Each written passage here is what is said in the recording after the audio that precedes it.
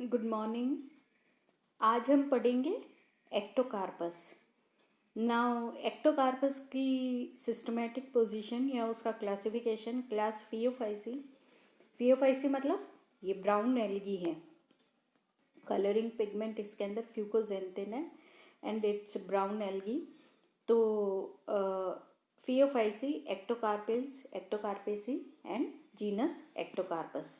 Ectocarpus का मतलब होता है, एक्कोस का मतलब होता है एक्सटर्नल एंड कापोस का मतलब होता है फ्रूटिंग बॉडी, या इसके अंदर जो स्पोरोफाइट्स होते हैं, स्पोरेंजिया जो होते हैं इसके अंदर, वो स्पोरेंजिया इसके अंदर बाहर हमें ऐसे दिखाई देते हैं बिल्कुल एक्सटर्नली, जैसे फ्रूटिंग बॉडीज होते हैं। तो जैसे फ्रूट्स होते हैं वैसे हमें इसके वो स्पोरेंजिया इसके अंदर हमें दिखाई देते हैं इस एक्टोकार्पस के अंदर। तो इसका distribution, it is found through out the world, पूरी दुनिया में ये पाया जाता है।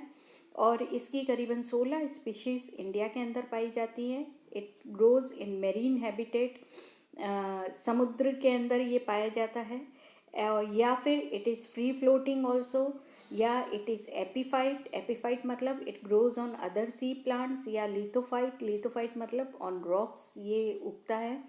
It is commonly available in both temperate and tropical seas के अंदर पाया जाता है। इंडिया के अंदर they are very commonly found western coast के ऊपर पाया जाता है। नाउ इसके थैलस का स्ट्रक्चर अगर हम देखें तो थैलस जो इसका होता है, इट मे बी हैप्लॉइड हो सकता है, एक्स नंबर ऑफ क्रोमोसोम्स, या डिप्लॉइड भी हो सकता है, 2x नंबर ऑफ क्रोमोसोम्स भी हो सकते हैं। दोनों तरह के थैलाई होते हैं मॉर्फोलॉजिकली, मतलब बाहर से दोनों तरह के थैलस जो होते हैं वो इसके एक से दिखाई देते हैं। इनकी बाहर से बाह्य संरचना उनकी कोई अलग नहीं होती है। जो थैलस होता है या जो प्लांट बॉडी होती है वो बहुत ज़्यादा ब्रांच्ड होती है, यूनिसीरेट फिलामेंट्स होते हैं and they show heterotrichous habits. ये यूनिसीरेट फिलामेंट्स होते हैं मतलब सिंगल रो होती है फिलामेंट्स के अंदर, जो रो सेल्स मल्टी सेल्यूलर होते हैं एंड सेल्स एक दूसरे के ऊपर अरेंज्ड होती हैं, यूनिसीरेट फिलामेंट्स होते हैं। और इसके अंदर दो तरह के फिलामेंट्स पाए जाते हैं प्लांट बॉडी के अंदर, प्रोस्ट्रेट एंड प्रोजेक्टिंग सिस्टम। जो प्रोजेक्टिंग सिस्टम के फिलामेंट्स होते हैं, जैसा नाम बता रहा है, वो प्रोस्ट्रेट सिस्टम के फिलामेंट से निकलते हैं ना। प्रोस्ट्रेट सिस्टम के जो फिलामेंट्स होते हैं वो किसी भी सबस्ट्रेटम पर चिपके हुए होते हैं, या दे आर फाउंड क्रीपिंग होते हैं, उसके ऊपर रेंगते हुए होते हैं, सेप्टेट होते हैं, और वो इरेगुलरली ब्रांच्ड होते हैं। उनमें से कैसे भी शाखाएं इरेगुलरली अरेंज्ड होती हैं। ये सब फिलामेंट्स जो होते हैं वो राइजोइड्स के द्वारा रूट लाइक स्ट्रक्चर्स होते हैं। ट्रू रूट्स नहीं होते, लेकिन rhizoids they are hair like root like structures, fine hair like root like structures, जो प्लांट को किसी भी सबस्ट्रेटम के साथ में होल्ड करने में मदद करते हैं। ये सिस्टम एपिफाइटिक अगर प्लांट होता है, थैलस होता है, तो ये जो सिस्टम होता है प्रोस्ट्रेट सिस्टम, वो होस्ट की टिश्यूज़ के अंदर पेनिट्रेट किया हुआ होता है। ठीक है। नाउ प्रोस्ट्रेट सिस्टम जो फ्री फ्लोटिंग जो स्पीशीज़ होती है उनके अंदर prostate system it is poorly develop, well develop नहीं होता है। देन प्रोस्ट्रेट सिस्टम से ऊपर की तरफ ब्रांचेज निकली हुई होती है कई सारी, दे आर ब्रांच्ड स्ट्रक्चर्स निकले हुए होते हैं, और हर ब्रांच के each branch arises beneath the septum. ये ब्रांच स्ट्रक्चर्स, हर एक ब्रांच जो होती है वो सेप्टा के नीचे से निकली हुई होती है, और ये ब्रांचेस प्रोजेक्टिंग सिस्टम की जो ब्रांचेस होती हैं they are uniseriate, joint end to end. इनकी जो कोशिकाएं होती हैं वो सिंगल सीरेट होती हैं, सिंगल लेयर ऑफ सेल्स होती है, और वो एक दूसरे के ऊपर अरेंज्ड होती हैं इन अ सीरीज। ठीक है।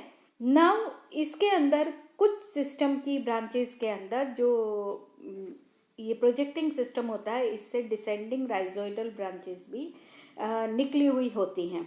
ठीक है। फिर इसका अगर हम सेल स्ट्रक्चर देखें तो सेल स्ट्रक्चर जो होता है, इसकी कोशिकाएं जो होती है छोटी होती है, cylindrical, rectangular and uninucleate in nature होती है। एक केंद्रक इनके अंदर पाया जाता है। सेल वॉल जो होती है वो 3 लेयर्स की बनी होती है, pectic and cellulose, cellulose and pectin की बनी होती है। Algin and fucoidan substances they are also present in the cell wall के अंदर पाए जाते हैं, और दीज ये एल्गिन एंड फिकोइडन क्या है, ये दे आर केमिकल सब्सटेंसेस जो कि they are gelatinous substances of the walls of brown algae, जो कि ब्राउन एल्गी की सेल वॉल्स के अंदर पाए जाते हैं। देन क्रोमेटोफोर्स जो होते हैं वो रिबन लाइक स्ट्रक्चर्स होते हैं विच हैव इरेगुलर आउटलाइन, उनकी जो आउटलाइन होती है वो बिल्कुल इरेगुलर होती है, मतलब कि वेवी या ऐसी उनकी आउटलाइन होती है, या they are also disc shaped, इनके अंदर होते हैं क्रोमेटोफोर्स जो होते हैं वो डिस्क शेप्ड होते हैं। और एक्टोकार्पस के अंदर जो क्रोमेटोफोर्स होते हैं या जो कलरिंग पिगमेंट होता है वो फ्यूकोजेंथिन होता है, जिसके कारण के एल्गी हमें गोल्डन ब्राउन कलर की दिखाई देती है। फोटोसिंथेटिक पिगमेंट्स जो होते हैं वो chlorophyll A, beta carotene and other xanthophylls होते हैं। पायरिनॉइड लाइक बॉडीज जो होती हैं वो क्रोमेटोफोर्स के अंदर पाई जाती हैं। और बाकी जितने भी सेल ऑर्गेनेलीज होते हैं जो कि यूकैरियोटिक सेल्स के अंदर पाए जाते हैं वो सारे के सारे सेल ऑर्गेनेलीज इसके अंदर एक्टोकार्पस के अंदर भी पाए जाते हैं। नाउ जो इरेक्ट सिस्टम जो होता है वो इरेक्ट सिस्टम के अंदर जो ग्रोथ होती है वो ग्रोथ इंटरकैलरी, डिफ्यूज एंड ट्राइकोथैलिक होती है।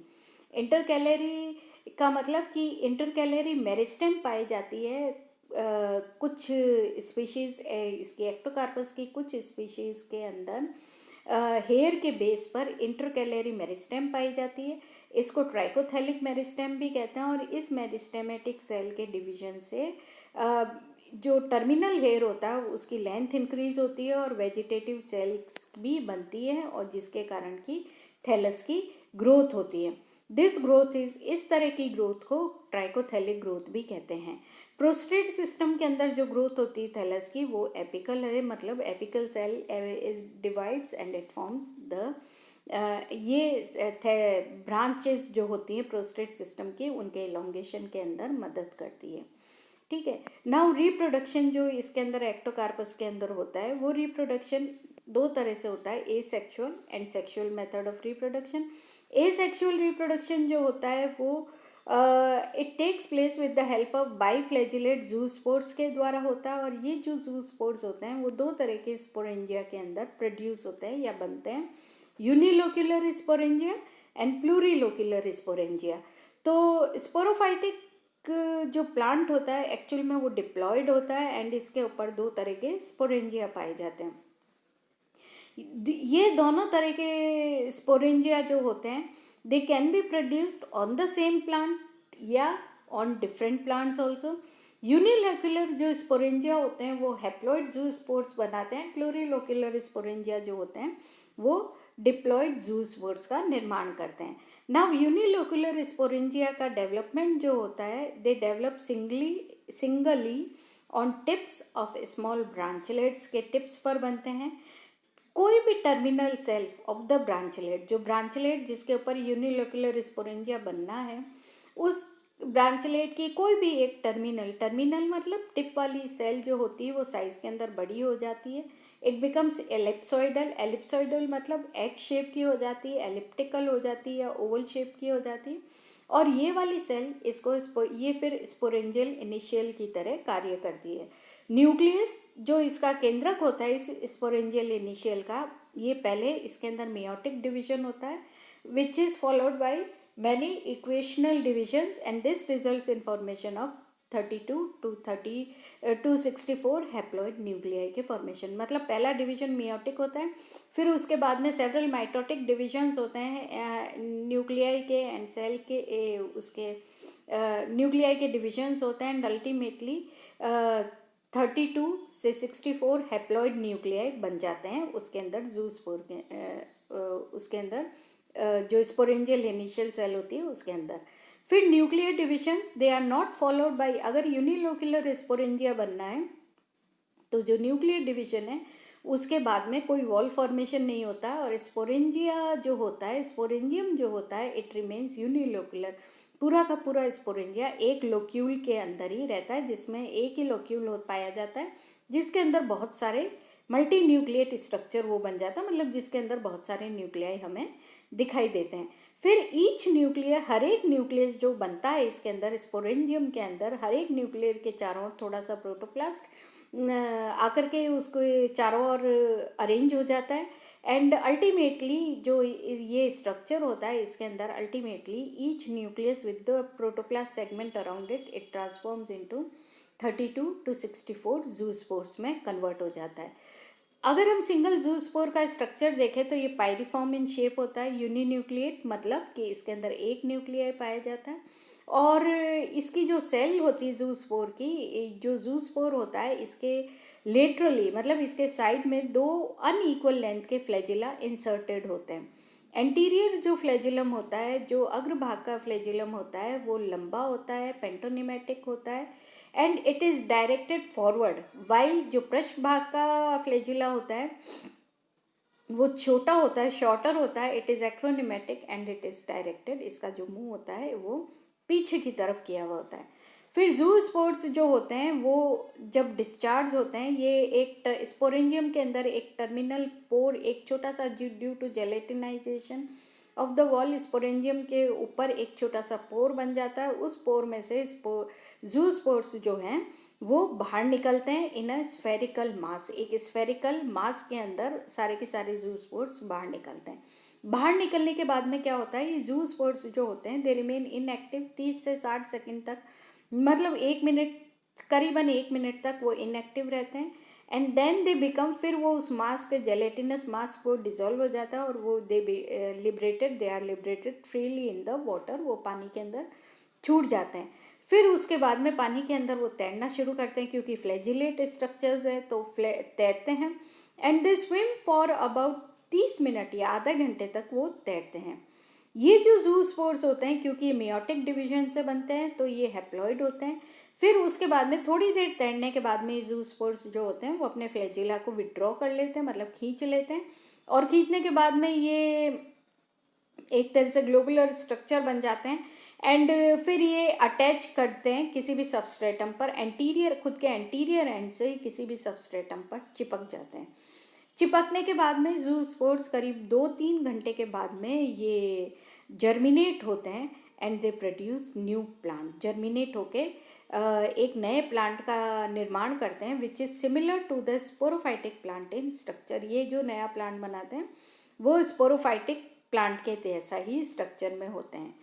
फिर दीज प्लांट्स ये जो नए पादप बनते हैं इनको गैमेटोफाइटिक प्लांट्स कहते हैं, क्योंकि ये ऑन मैच्योरिटी इन पादपों पर प्लूरिलोक्युलर गैमेटेंजिया का निर्माण होता है। ठीक है, तो अकॉर्डिंग टू नाइट एंड कॉचबोरर एंड शिशिन, इनके अनुसार zoospores they are Rarely, the zoospores released from unilocular sporangia show pairing and fusion, but the fate of such zygote is not known. Now, कभी कभी ऐसा होता है कि जूस्पोर्स जो यूनिलोकुलर स्पोरेंजिया से निकलते हैं वो पेयर करते हैं या वो फ्यूज़ हो जाते हैं आपस में और फ्यूज़ होकर के जाइगोट बनाते हैं। और उस जाइगोट से बहुत ही रेयर है कि ऐसा होता है एंड कोई जाइगोट भी बनता है। वो zoospores simple they are release. ठीक है, now development of plurilocular sporangia or neutral sporangia. Unilocular sporangia की तरह ही प्लूरिलोकुलर स्पोरेंजिया का जो डेवलपमेंट होता है वो भी टर्मिनल सेल, जो ब्रांचलेट्स होते हैं स्पोरोफाइटिक प्लांट की, उसके जो टिप वाली सेल होती है उससे प्लूरिलोकुलर स्पोरेंजिया का फॉर्मेशन होता है। The cells which function as sporangial initial, कोई भी cell, terminal cell sporangial initial की तरह कार्य करती है। तो जब ये स्पोरेंजियल इनिशियल की तरह एक्ट करती है तो साइज में बड़ी हो जाती है, इट बिकम्स स्फेरिकल या ये एलिप्सॉइडल इन शेप हो जाती है। फिर it undergoes repeated transverse divisions to form a row of 5 से 12 सेल्स। फिर इसके अंदर रिपीटेड ट्रांसवर्स डिविजन्स होते हैं एंड ट्रांसवर्स डिविजन से 5 से 12 सेल्स एक लाइन के अंदर बन जाती है। देन वर्टिकल डिविजन्स, फिर उसके बाद में वर्टिकल डिविजन्स होते हैं and all the cells they starting with the median cells of the row. और इस तरह से एक मल्टी सेल्यूलर, फिर वर्टिकल वॉल्स के ले डाउन होने से एक मल्टी सेल्यूलर स्ट्रक्चर का निर्माण हो जाता है। मैनी ट्रांसफर्स, इस तरह से many transfers and vertical divisions they result in the formation of cubical cells arranged in 20 to 40 transverse tiers. ये जो सेल्स होती हैं they are arranged in regular rows and this इस मल्टीसेल्युलर स्ट्रक्चर को plurilocular sporangia कहते हैं। Protoplast of each diploid uninucleate cell of sporangium is transformed into a single biflagellate zoospore। फिर उसके बाद में क्या होता है, ये मल्टीसेल्युलर स्ट्रक्चर बन गया है। मल्टीसेल्युलर स्ट्रक्चर बनने के बाद में क्या होता है कि हर एक सेल का प्लूरिलोक्यूलर स्पोरेंजिया के अंदर जितनी भी कोशिकाएं बनती हैं उन कोशिकाओं का हर एक कोशिका जो होती है वो एक बाइफ्लैजिलेट जूस्पोर के अंदर ट्रांसफॉर्म हो जाती है या उसके अंदर कन्वर्ट हो जाती है। जो ये जूस्पोर्स होते हैं प्लूरिलोक्यूलर स्पोरेंजिया के, वो they are identical in structure के अंदर तो बिल्कुल यूनिलोक्यूलर स्पोरेंजिया के जूस्पोर्स के जैसे ही होते हैं, लेकिन जो जूस्पोर्स होते हैं प्लूरिलोक्यूलर स्पोरेंजिया के वो डिप्लॉयड इन नेचर होते हैं, वो हैप्लॉयड नहीं होते हैं। फिर क्या होता है, ये जो मैच्योर जूस्पोर्स होते हैं उसके बाद में बनने के बाद में वो mature zoospores they are liberated from sporangium through apical pores, और ये जूस्पोर्स फिर पानी में आने के बाद में 4 से 5 घंटे तक तैरते हैं। फिर दे जर्मिनेट इनटू डिप्लॉयड थैला विच लेटर ऑन बियर्स यूनिलोक्यूलर या प्लूरिलोक्यूलर स्पोरेंजिया। ठीक है, फिर ये जो डिप्लॉयड जूस्पोर्स होते हैं वो मल्टीप्लाई करते हैं by multiply and only sporophytic plants they are formed. They do not play any role in alternation of generation. The formation of unilocular and plurilocular sporangia का जो फॉर्मेशन होता है it is affected by environmental conditions. पर्यावरणीय स्थितियों से पर भी ये निर्भर करता है, like the temperature and salinity of Ectocarpus siliculosis produces unilocular sporangia at 13 degrees centigrade and plurilocular sporangia at 19 degrees centigrade, but both uni and plurilocular sporangia at 16 degrees centigrade। ठीक है, तो ये तो है आपका asexual method of reproduction in Ectocarpus। Okay.